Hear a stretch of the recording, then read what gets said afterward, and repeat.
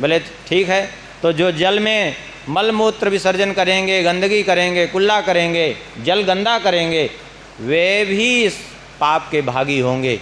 ये जल को किया। आजकल जो है लोग खूब करते हैं गंदगी, जाएंगे सरजू जी स्नान करेंगे, गंगा जी स्नान करेंगे, उसी में कुल्ला करेंगे, उसी में साबुन शैम्पू भी लगाएंगे जल में ही। इससे आपको स्नान का फल नहीं मिलेगा बल्कि और पाप लगेगा।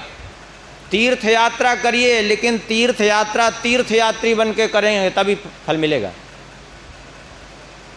अभी उस दिन अयोध्या जी के महात्म्य की कथा सुना रहे थे जब, तो ध्यान हो, एक श्लोक बोले थे, 2 बार आया था ये श्लोक रुद्रयामल ग्रंथ में, और स्कंद पुराण में भी ये श्लोक है, महाभारत में भी ये श्लोक 2 बार आया है।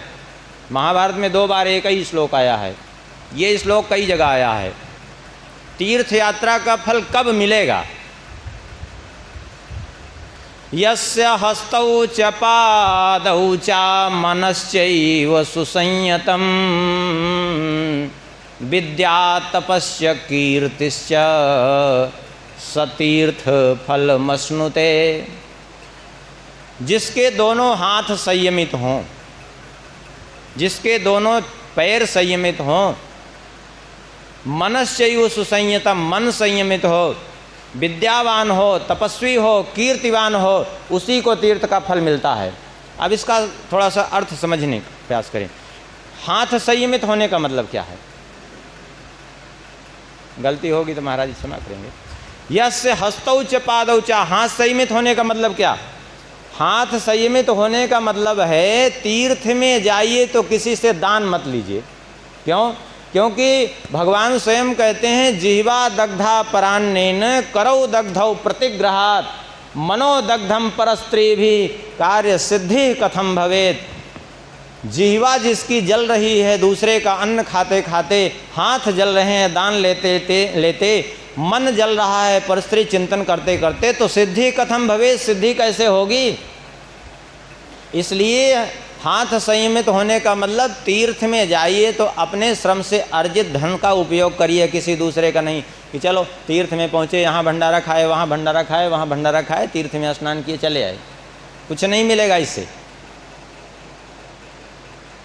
क्योंकि व्रते च तीर्थे अध्ययने श्राद्धेपि च विशेषतः परान्नम भोजनाद्देवी यदन्नम तस्य तत्फलम। भगवान कह रहे हैं भगवती लक्ष्मी जी से कि देवी व्रत करे, तीर्थ करे, अध्ययन करे, विशेष करके श्राद्ध, इनमें दूसरे का अन्न ग्रहण करने वाला वो स्वयं ही जो है जिसका अन्न ग्रहण करता है उसके कर्म का फल उसको प्राप्त होता है। परान्नम भोजनाद्देवी यस्यान्नम तस्य तत्फलम। इसलिए दूसरे का न खावे, अपना खावे तीर्थ में कहीं जावे तो। दूसरी बात, पादौ, दोनों पैर संयमित होने का मतलब, पैर संयमित होने का मतलब है, हमारे धर्मशास्त्र में बार बार ये बात आई, दृष्टिपूतम न्यसेत पादम वस्त्रपूतम पिबेत जलम। भूमि पर चरण रखने के पहले उस भूमि को 2.5 हाथ आगे तक देखिए कि कहीं कोई जीव जंतु तो नहीं दब रहे हैं हमारे पैरों के नीचे। अब मैं पता चला कि एकदम जीव जंतुओं को दाबते हुए मारते हुए चले गए, तीर्थ यात्रा का फल नहीं मिलेगा, पाप अलग लग जाएगा। इसलिए कहा दृष्टिपूतम नसेत, एक बाण भूमि देख करके तब आगे बढ़िए, ये विधान है, तब तीर्थ का फल मिलेगा। मनश्चैव सुसंयतम क्यों कहा? इसलिए मन संयमित होना। अब जैसे सरजू जी गए स्नान करने के लिए, गंगा जी गए स्नान करने के लिए, अब वो पहले वाली व्यवस्था है ही नहीं। पहले व्यवस्था क्या रहती? तिपन्नी घट परम मनोहर नाना, तहान पुरुष करहीं स्नाना। पहले माताओं के घाट अलग होते थे स्नान करने के लिए, पुरुषों के घाट अलग होते थे। अब सब साथ साथ स्नान करते हैं। अब पता चला अब स्नान कर रहे हैं, मन ही खराब हो रहा है किसी को देख के, तो तीर्थ का फल नहीं मिलेगा। ये 3 सावधानियाँ। और चौथी बोले विद्यावान हो। अब विद्यावान होने की क्या आवश्यकता है? बोले विद्यावान होने की आवश्यकता यह है कि क्या करना चाहिए क्या नहीं करना चाहिए जानना अत्यंत आवश्यक है। अब गए सरजू जी में स्नान करने, अब लोग जाते हैं क्या करते हैं, गए वहीं कुल्ला किए, स्नान किए और फिर उसी में लंगोटी चड्ढी जो कुछ भी है उसी को धुले। कई लोग तो स्नान करने के बाद वो चड्ढी निचोड़ करके उसी से पोंछ लेते हैं मुंह। अब बताओ, अब ऐसे पोंछ लिए तो जितना कुत्ता के चाटने से अपवित्र आदमी होता है उतना ही अपवित्र हो गए, क्योंकि अधोवस्त्र से पोंछ लिया आपने।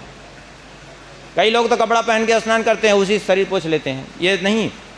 जो वस्त्र आपने पहन करके स्नान किया उससे तो कभी पोंछने नहीं चाहिए। पहली बात तो यह है कि तीर्थ में स्नान करने के बाद कभी शरीर पोंछना ही नहीं चाहिए, क्योंकि तीर्थ का जल है वो कोई सामान्य जल नहीं है। आप घर में स्नान कर रहे हैं, आश्रम में स्नान कर रहे हैं, आप पोंछ लीजिए, कोई दिक्कत नहीं सामान्य जल से। लेकिन तीर्थ का जल जितनी देर शरीर पर स्वाभाविक रूप से लगा रहे उतना ही ठीक है।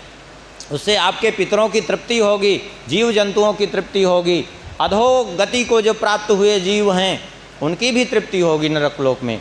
उसको पोंछिए नहीं। कदाचित ऐसी परिस्थिति है, मान लिया बहुत ठंडी है तो एक दूसरा वस्त्र रखिए, जैसे गमछा आदि अलग से रखिए। पहन के स्नान करने वाला नहीं, अलग से उसको धुलिए, धुल करके उसको गार लीजिए, गार करके उससे पोंछ लीजिए।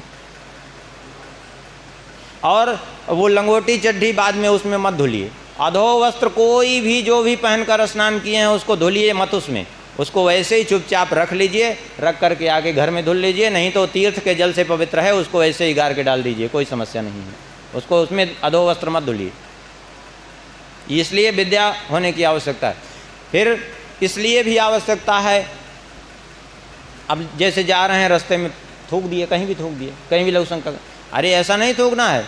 अब आपने थूक दिया, किसी का पैर पड़ा, लो आफत, पाप लगेगा, ब्रह्म हत्या के चतुर्थांश के भागी बन जाएंगे।